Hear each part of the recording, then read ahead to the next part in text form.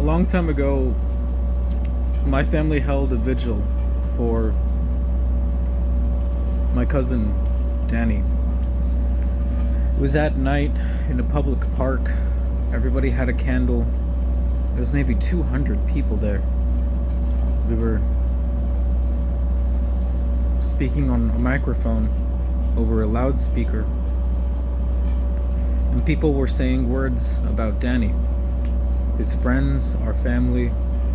Many of them were just friends he made in high school, and they remembered him.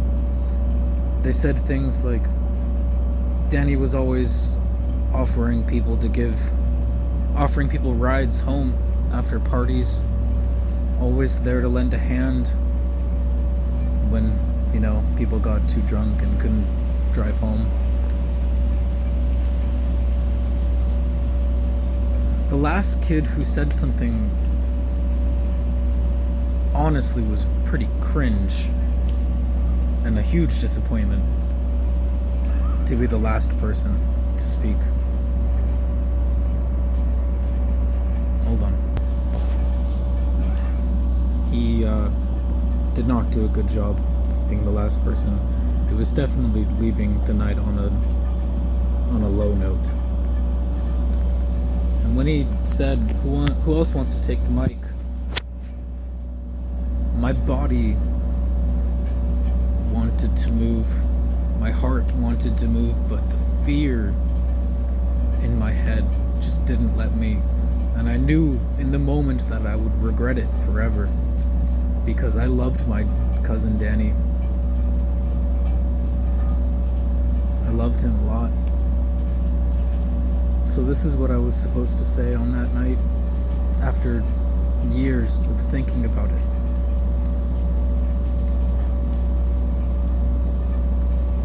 Many of you don't know me, but I'm Danny's cousin.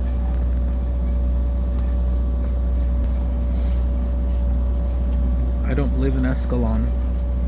I live in Hollister, so I never really got to see him lately. And regrettably, I only started visiting him when he got cancer.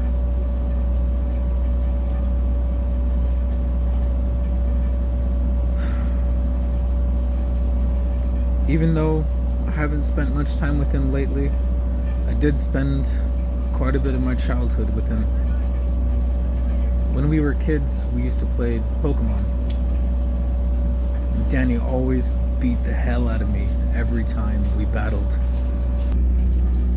And it's funny, because in those games, the game creators gave you a rival every time you played the game.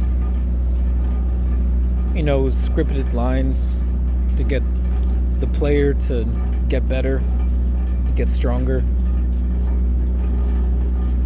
And every time you restarted the game, they would say the same lines again.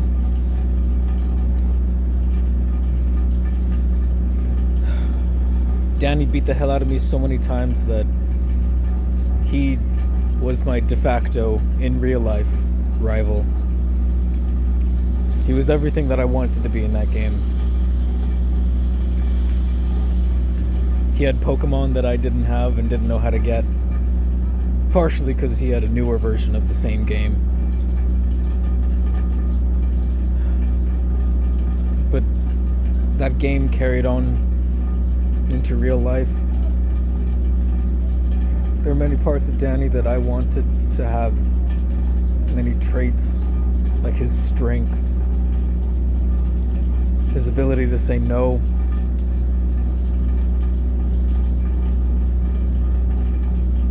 his reliability, accountability, his humor.